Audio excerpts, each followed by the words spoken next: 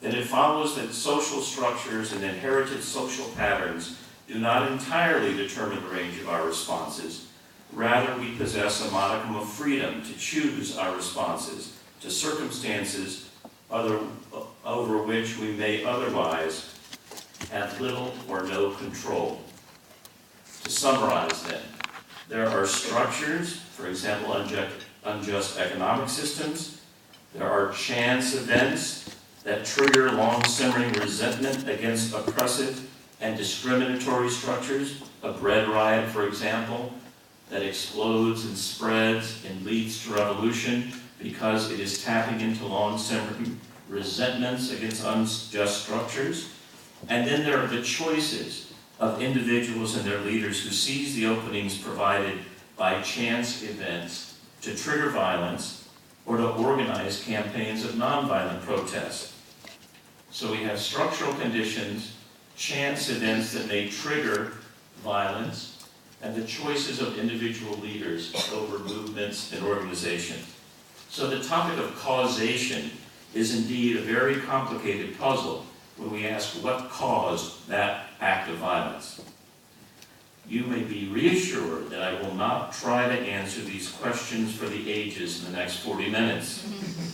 But I raised them at the outset because I'm about to complicate further an already complicated question by introducing a wild card in the mix of psychological, political, philosophical, and ethical dimensions of human behavior at the extremes, namely human agency that is motivated or inspired or guided by religion. Note that I have not said that such acts are caused by religion.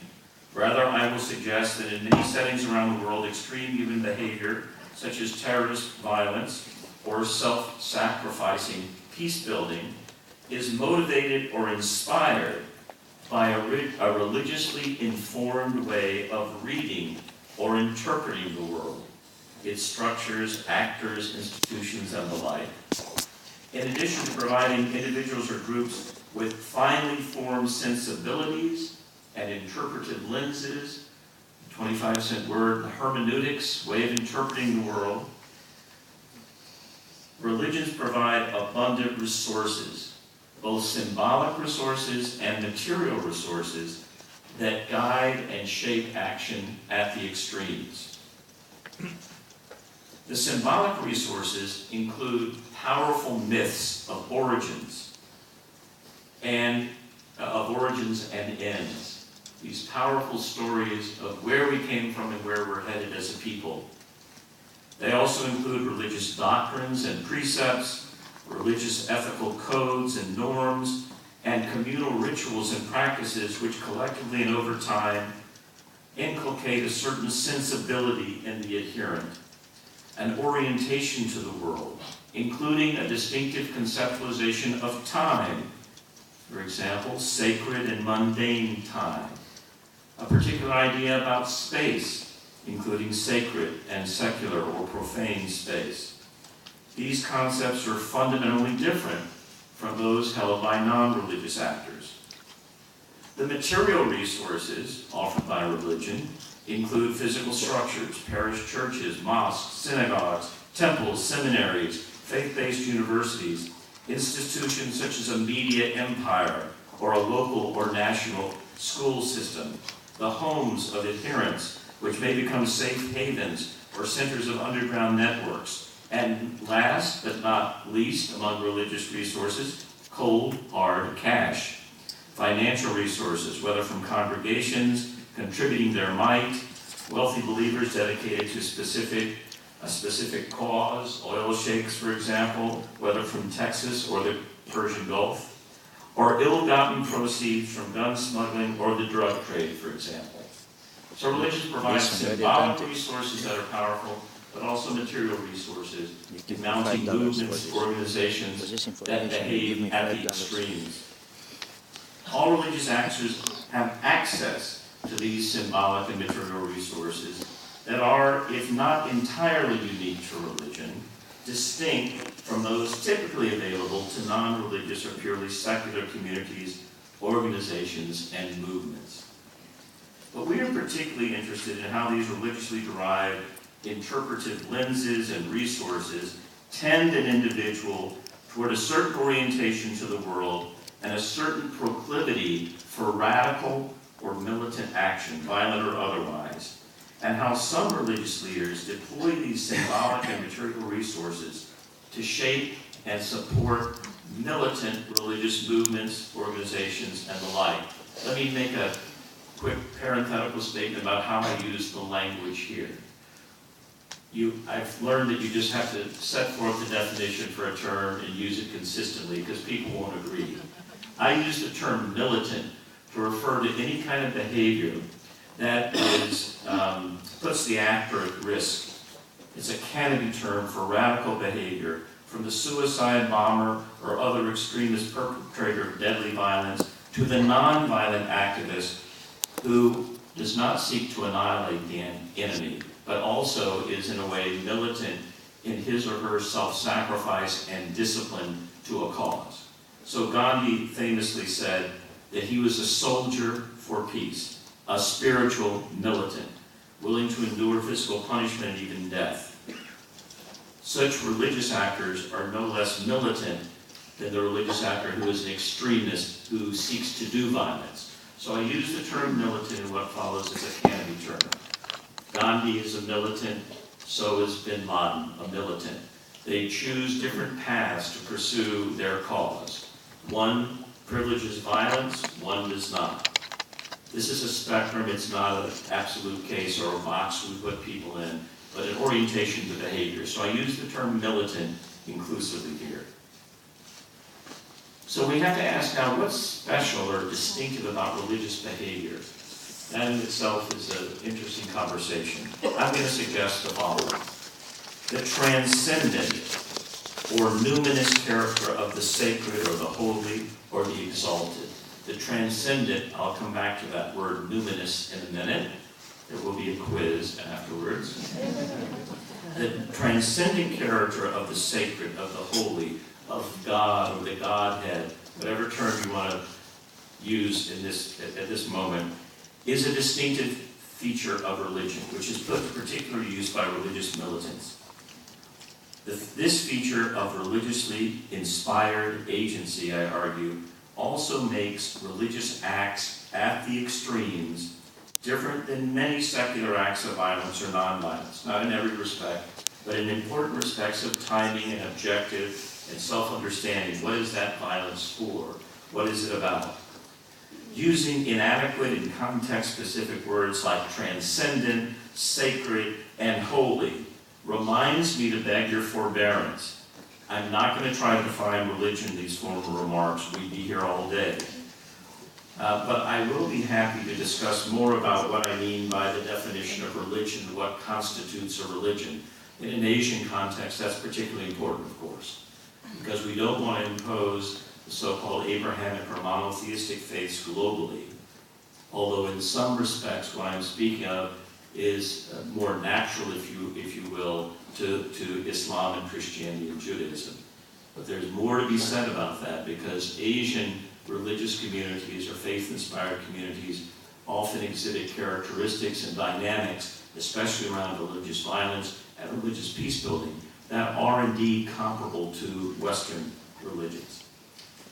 Here I'm drawing upon the book that inspired, I think, the title of this conference, a book that I wrote called The Ambivalence of the Sacred, which uses a concept called Das Heilige, or the holy, formulated by a German theologian and philosopher of religion, Rudolf Otto, at the beginning of the 20th century.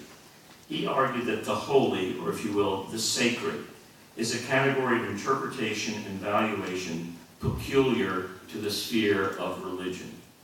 It is the sine qua non, the absolutely essential ingredient of religion. What remains of religion when its rational and ethical elements have been excluded.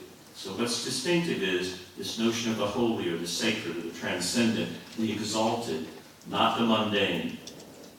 Neither good nor evil per se, Otto said.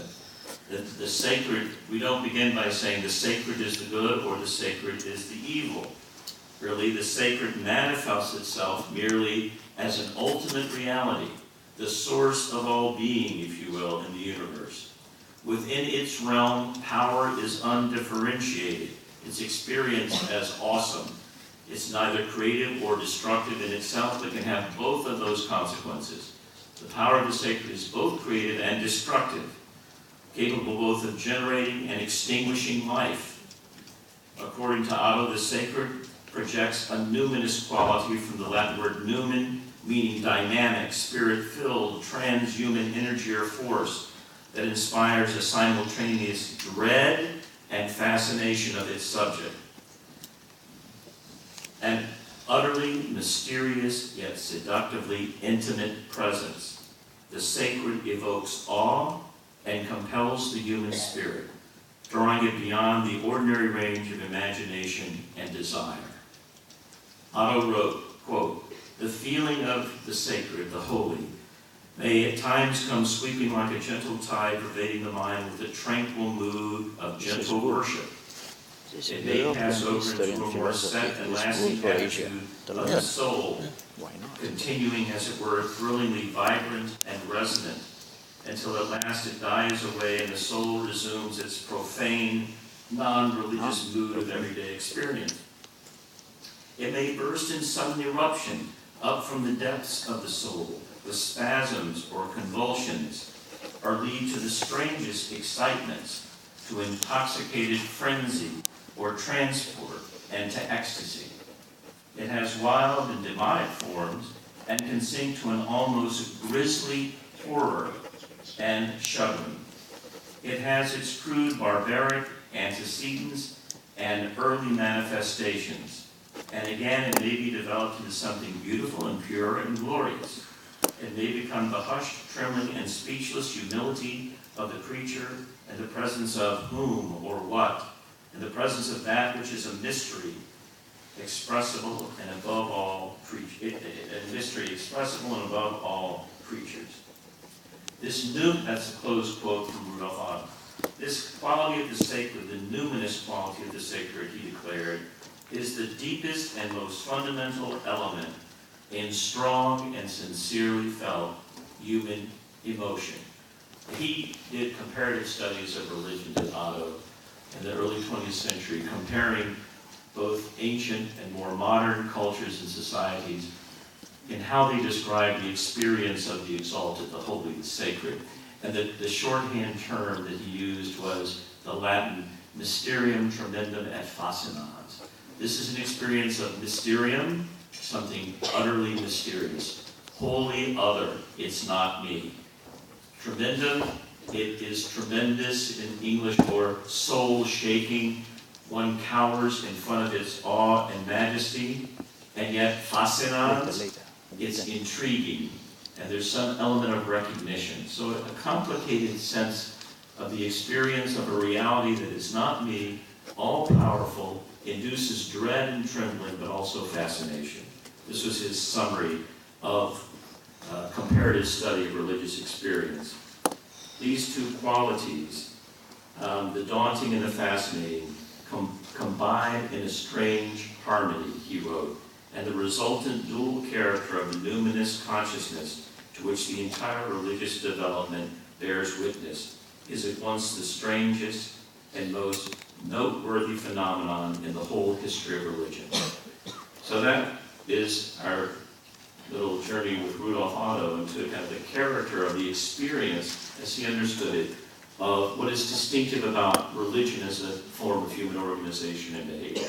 This sense that I am drawn to something that actually precedes good and evil, and one may respond to it in a variety of ways that we would designate in our ethical codes as good or evil. What we call religion by this account is the ambivalent human response to the feeling of awe and dread, contingency and desire. How do we respond to this reality? Those of us who have felt it or who have had it conveyed to us by others. How to respond? Does the sacred bring forth life or death? Creativity or destruction? I set before you life and death, the book of Deuteronomy in the Hebrew Scriptures says, period, choose life. The scholars who read that text say that the choose life piece is added by the ancient community. I set before you life and death. Now here's your ethical response, choose life. But it doesn't come with the package. Religion as an encounter with the sacred is at bottom an ambiguous experience, for it contains within itself the authority to kill or to heal, to unleash savagery or to pacify. Thus, religion understood as a human response is both powerfully disclosive of the sacred, but also radically limited in its ability to understand the sacred itself. The sacred is perceived to be outside of time and space, to encompass it. It's not contained within time and space. The ambivalence is not in the sacred itself, only in the imperfect human perception of the sacred. The encounter with the ultimate reality that Westerners would name God or Allah, the Father of Jesus Christ, the God of Moses, writes theologian David Tracy. The encounter with this ultimate reality is not so much a confusion in God as it is the pluralistic and ambiguous reality of the human self, who is at once finite and estranged and needing of a power not its own. The challenge that any ambiguity poses to religious believers is to interpret a changing, unfinished world of diverse experience and declare its relationship to God. So, to summarize this kind of theoretical framework, we are faced with a reality not ourselves that commands us and masters us and invokes a response, and yet we are left to choose. How are we to interpret that response? Its scriptures, its ritual practices, the organizations of religions are all second-order residue of this experience according to this understanding of religion, which is not Otto's alone. But we are constructing institutions and practices and sacred texts as a way of reflecting this encounter with the sacred, but also interpreting it. And as you know, the Quran, the Bible, the Granth Sahib of the Sikhs, the Chronicles of Hinduism, these are all themselves multivocal texts. They seem to contradict themselves. They are rich. They are not linear. They were not written by an engineer, although they're often read as if by an engineer. They are complicated, self-contradictory, as one would expect in any long-standing community over many generations trying to make sense of what this means to acknowledge something in one's life or in the community's life whose meaning is not clear, but is definitive and defining and transcendent. We would expect the kind of creative chaos that in fact is religion in its various interpretations in schools of jurisprudence and of ethics and of doctrine. That we would expect nothing else. A plurality of plausible interpretations leading to a diversity of religious responses is the social and historical consequence of the attempt to interpret the sacred. At a given moment, any two religious actors, each possessed of unimpeachable devotion and integrity, might reach diametrically opposed conclusions about the will of God, pardon that term if you would, and the path to follow. Extremist violence intended to terrorize no less than self-sacrificial witness to the divine character of mercy and peace. Both of these things fall within its range. By Otto's definition of religion as an authentic, deeply felt, fully engaged response to the sacred, both conclusions could be considered religious. So it's often said, well, that suicide bomber can't really be Muslim because this violates the tenets of Islam. And many Muslims would agree, of course. The vast majority of Muslims would agree. This is not Islam. This is not to say that that suicide bomber's motivation is therefore not authentically religious. It could be distorted by another point of view, but in this view, it is, or potentially is, a sincere expression of one's devotion to Allah, in this case, to God, to the sacred. Not every act of suicide, bombing, and religious I'll come to under a religious framework is necessarily an authentic act of religion. I just want to make it clear that it's not enough to say that can't be genuinely Christianity, because Christ is the Prince of Peace, and that militia just slaughtered innocents. By this view, it's possible that that is a religious, however perverted one might think, a religious response. That's an important distinction.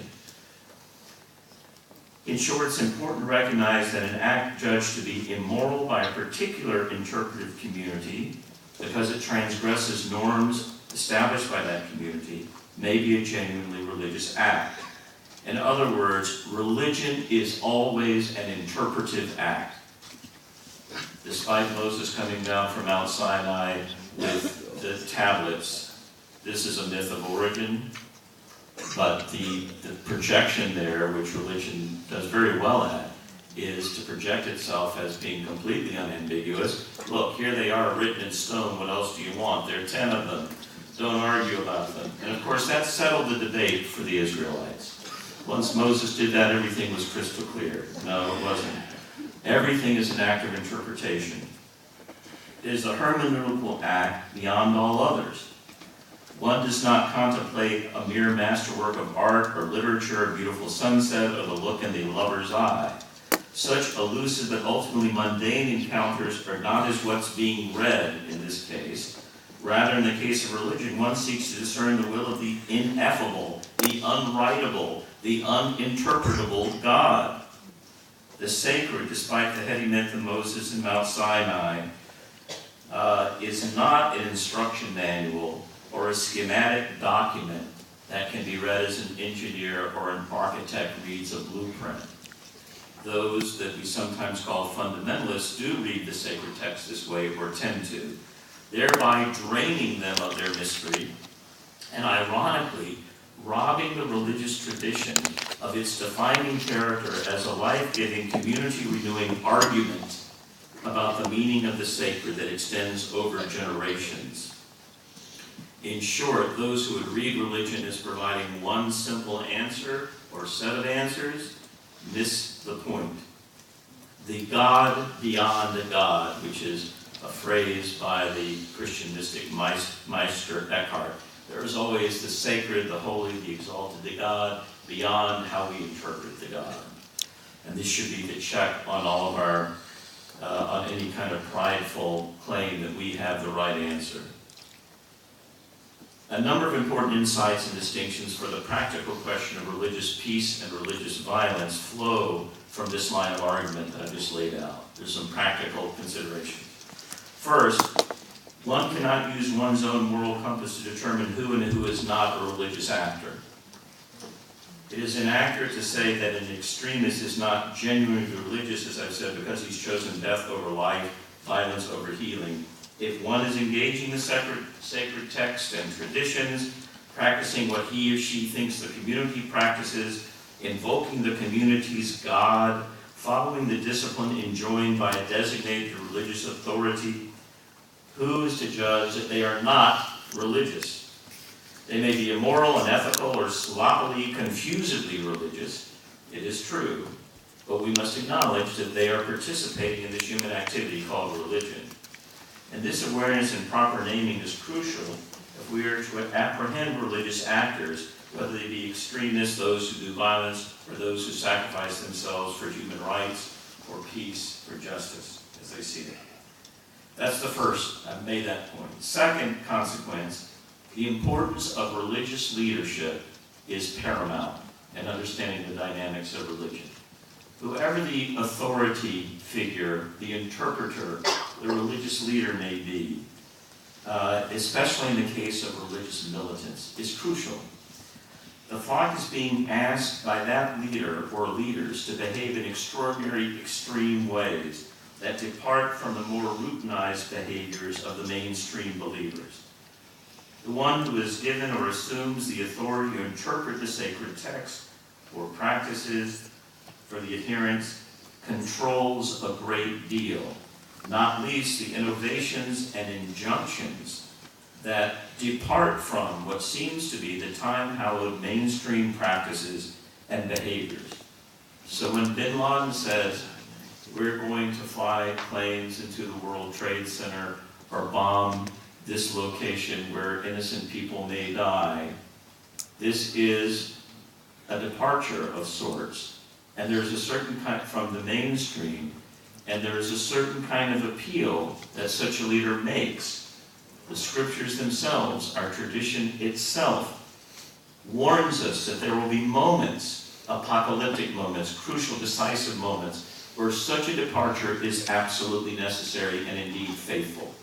This is a stretch, but it's not as much of a stretch when your disciples haven't read the Quran much in their lives or recited it, don't know the tradition very well, are novices, or when those who are familiar with the tradition are open to an argument that this is an extreme situation. And indeed, the Quran Sahib, the Christian Bible, the Hebrew Scriptures, the Quran, etc., do have what I would call emergency clauses. Normally, we are people of peace. The Quran Sahib, the sacred text of the Sikhs, if you're familiar with those gurus and their teaching, the living guru, it's constantly counseling reconciliation and peace and forgiveness, except in the cases where the tradition itself is under mortal threat. And there is a line in the Quran Sahib that says, in those cases, you're compelled to take up the sword.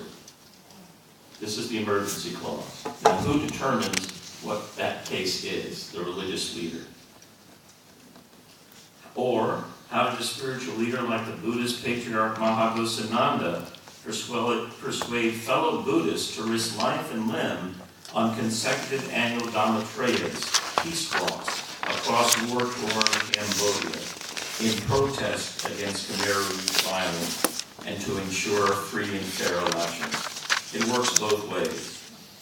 This was a non-violent march through Khmer Rouge territory that happened year after year in Cambodia during the time when the United Nations was attempting to create the conditions for free and fair elections.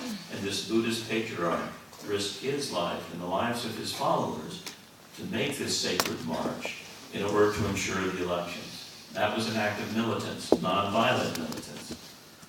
How did Osama bin Laden persuade Muslims literate and Quranic injunctions to endorse suicide terrorist attacks, and so on? A third consequence from this line of reasoning is that each religious tradition, the word tradition comes from the Latin traditio or traduce. Traditio is to hand down from generation to generation. Traduce is to betray. In the very act of handing something down, you betray it a little bit. It's inevitable. So tradition has its own potentials for betrayal in every generation. Each religious tradition, certainly the multi-generational ones, is internally plural. Its symbolic resources, the meanings of its teachings, precepts, and practices are multiple, not univocal, and are constantly being interpreted. For example, there are more than 4 Islamic schools of jurisprudence and interpretation of the law. There are many sacred Hindu or Christian texts that seem self-contradictory. There are 613 Jewish obligations or mitzvot that are ordered differently in priority depending on the Hasidic sect to which one belongs. So the settlers in the West Bank in Israel, there are 613 injunctions for an Orthodox Jew to follow. These settlers take the one that says, settle the land, and put it into number 1 position, and the other 612 are supposed to be interpreted in light of settle the land. Creative. The philosopher Alistair MacIntyre defines the tradition as an ongoing argument within a community conducted across generations and across time about the meaning of the good. This is true of religious traditions. The argument never ends, it's never frozen, however much the fundamentalists would prefer to present a specific interpretation of the text as binding for all time. Rather, the argument is fluid, shifting, evolving, always open to new meanings or shades of meaning. This makes the study of religion or religions, the experiential encounter with them and their consequences, anything but undramatic and uneventful. It's always been a matter of high drama, and it always will be, contesting these sacred runes. Our era is no different than the past. Ours is particularly dramatic, but that's not a big departure. That's part one of my argument. Here's the second and final part. So on one hand, religion is distinctive. It has its own dynamics. It's not unique in a way, but it is distinctive, and I've laid some of these out. Now I want to argue that the reality of religious movements and organizations on the ground in real life is more complicated than that. So, in a review of Graham Wood's new book on ISIS, The Way of the Strangers, Encounter with the Islamic State, in a recent, I think it was the New York Times, Dexter Filkins takes issue with Wood's claim that ISIS fighters are motivated primarily by a particular theological interpretation of Islamic texts. He writes, assessing human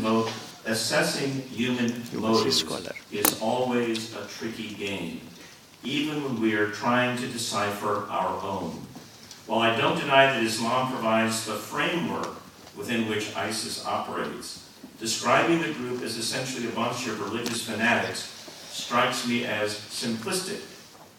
My own experience in the Muslim world, and especially in Iraq, was that motivations for joining a militant organization were varied and complex. Some fighters joined because they hated a rival group, the Shia say. Others took up arms because they were seeking revenge for a wrong done to their family by the American Army, for example. Still others became militant because doing so offered them an unparalleled chance to rob, rape, and kill.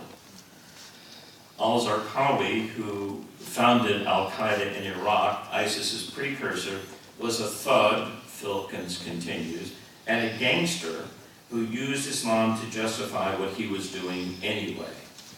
That's Filkins, taking issue with Wood's claim that ISIS can be understood basically as a theological religious movement interpreting the Quran and the other sacred texts, sacred resources of Islam in a particular way.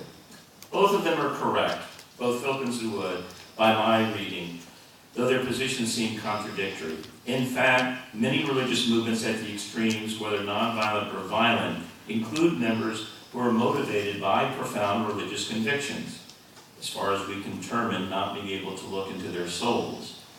The American comedian Woody Allen, long ago, many, many years ago, in one of his stand-up routines said, I flunked my philosophy class, I cheated on a metaphysics exam, I looked into the soul of the guy next to me.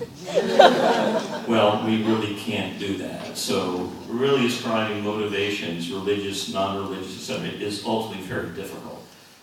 So we have to go by the phenomenology.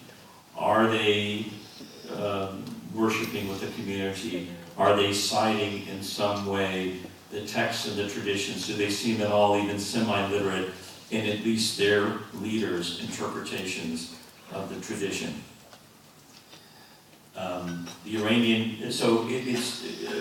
Wood is correct that there are in these movements religious adherents who are quite sincere or who have significant motivation in religious interpretation of religious texts. This is contrary to a glib dismissal of these movements as not religious at all. The Iranian Revolution, U.S. ambassador to Egypt, told me in 1979, quote, is nothing more than a socioeconomic and political protest movement sugar-coated by religious fanaticism. He could not have been more wrong. If you understood Ayatollah Khomeini as merely a secular actor, you missed the boat entirely. It's not to say there weren't many motivations for Khomeini, but taking away the religious one makes no sense in the phenomenon of the Iranian Revolution. So again, let me introduce some language. I use in my work the term strong religion to describe movements which indicate or exhibit a heavy dose of religious motivations, religious liturgy, religious virtuosi, especially among the leadership. Such movements cast religion itself as a source of or justification for deadly violence or for militant peacemaking. These extreme movements that emphasize distinctive religious practices, beliefs, and ideologies, they're the distinctive ingredients in their violent movements. They also may draw on nationalist, ethnic, or other motivations. So they're very pure movements. They're often mixed in motivation. But the term strong religion I use to refer not to religious movements I think are strong because they're admirable necessarily, or they're practicing good religion as opposed to, that's something that the element of religious thinking and motivation and symbolic resource and so on is very high in those movements. By contrast to a second category, weak religious movements, or weak religion, refers to movements that present religion as a dependent variable in deadly violence or in peace building. The primary source of which is secular in origin. The fight is really about territory or jobs or sovereignty or ethnic hatred. It's really not about whether Catholics in Northern Ireland will go to Mass more frequently if they win against the Protestants. That's not what that was about. It was about housing and jobs and discrimination.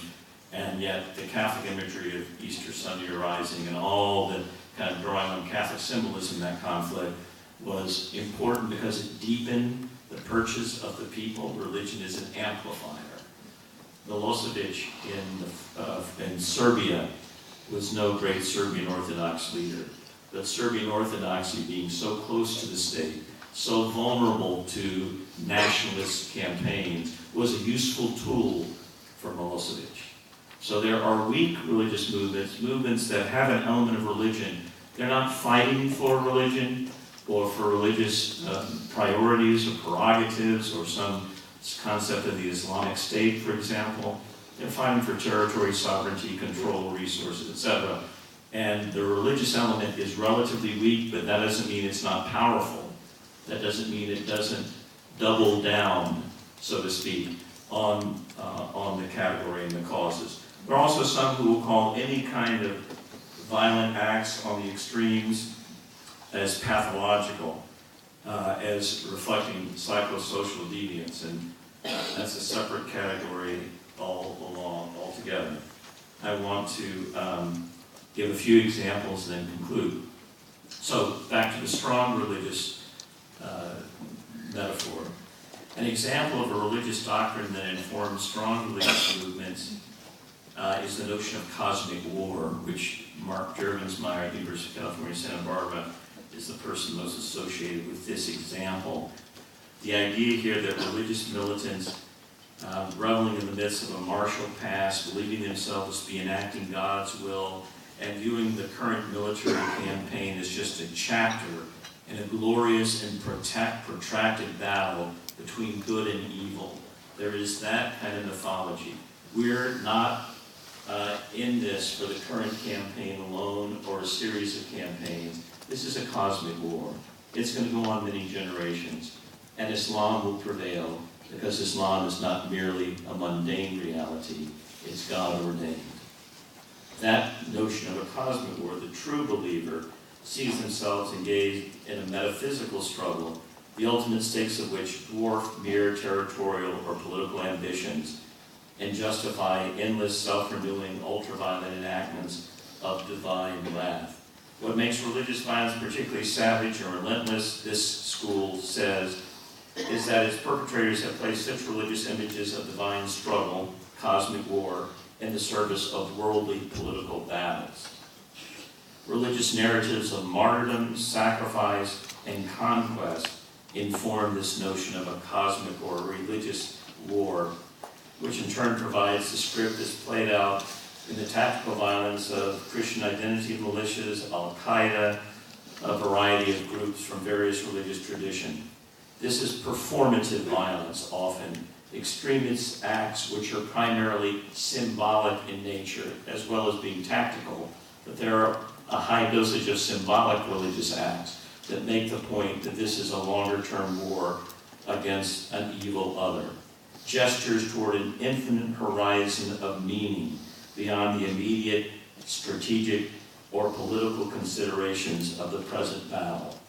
So the fact that with some box cutters and a few simple instruments, the Al-Qaeda hijackers were able to take down the World Trade Center. This is a demonstration effect. God is on our side. This is not just about hitting the U.S. It's about waking somnolent Muslims up, awakening them to recognize they're in a long-term battle with the forces of evil, of the Dajjal, of Satan. See what a few true believers can accomplish, in other words. In underscoring the distinctively religious character of some expressions of religious violence, my approach accords with the strong religion explanatory framework. However, I find in the ambivalence of the sacred a powerful source also of nonviolent peace-building, compassion, and love of enemy as well. Martial themes and symbols abound in the religious imagination, as one would expect from peoples convinced that human existence is a never-ending face-off between the forces of light and darkness, the pure and the impure. Religious militance of any kind makes compromise unlikely because it's based on unconditional, absolute devotion to the sacred. This helps to explain why religious actors are among the major rejectionists of peace processes that are half a loaf and compromise, and agents of spoiler violence on the negative side. It also explains why some religious actors are willing to go literally the extra mile to enforce peace accords and to monitor them, even if they're imperfect, because they're ultimately serving a divine purpose. In terms of weak religion, strong religion encompasses works that underscore the past capacity of religions themselves to enjoin, legitimate, or oppose deadly violence, as well as studies of movements, group networks driven primarily by religious goals and dynamics. Yet few movements that foment violence or sacrifice their members for peace are purely religious, as I've mentioned. Even more of the fact that contemporary and recent reformist, revolutionary, fundamentalist, and other politicized social movements have emerged in the context of hypermodernity, where they're often a mix of secular and religious elements, calculations, and the very engagement in modern technology and instrumentality does change these movements. A clarification is in order. Rather than construe strong and weak religious presences as two wholly separate, isolated realities, as if some movements are only purely religious and others only diluted, it's more accurate to use these terms as indicators of points on a continuum of configurations across which religious actors move over time in different directions. The interesting question is not only which movements are religiously powerful, strong, or religiously weak at a given time. Rather, the question is, under what conditions are religious actors, leaders, individuals, movements, institutions, more or less vulnerable to non-religious elements? When does a religious movement compromise its religious doctrines and precepts? When is it open to partnerships and alliances and sharing resources with other movements? It's often thought that part of ISIS's dynamics, they're so horrific precisely because they're outside the pale. They're non-compromising. The question becomes, at what point does an Al-Qaeda or an ISIS or movements that preceded them become more complicated, more complex, more organizationally diffuse, in which the operations and the financing and the leadership is really cast across a wide range of religious and also secular actors, people who are both, in my terminology, weak and strong. This 45, 46, 47-minute presentation is really just framing the question 101, in a sense, what I've set forth. I hope what I've given you is a lens to at least begin a discussion of understanding what is distinctive about religion, its appeal to this sacred character that leads people outside of themselves to direct acts that are self-sacrificing and militant for a cause that is deemed religious, but also that those movements are not purely religious in most, if not all cases. They are always inflected by mundane calculations, and part of the policy analysis that's so important is understanding where a movement is in its evolution. But what are its vulnerabilities? What are its strengths? Where is it in alliance with other actors who don't share its particular religious worldview, symbols, or doctrines?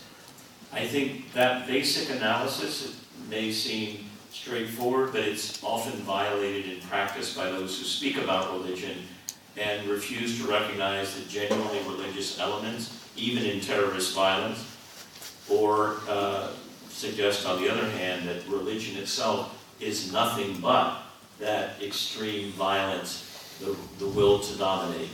Across the range of religious actors, you see that religious behavior at the extremes is practiced by people who are for others, for compassion, for healing, for peace building on the one hand, and those who, in the cause of what they consider justice, are willing to annihilate their fellow men and women. It's a sobering analysis, but I hope it's useful to generate discussion and to continue this very interesting 2 days we have ahead of us.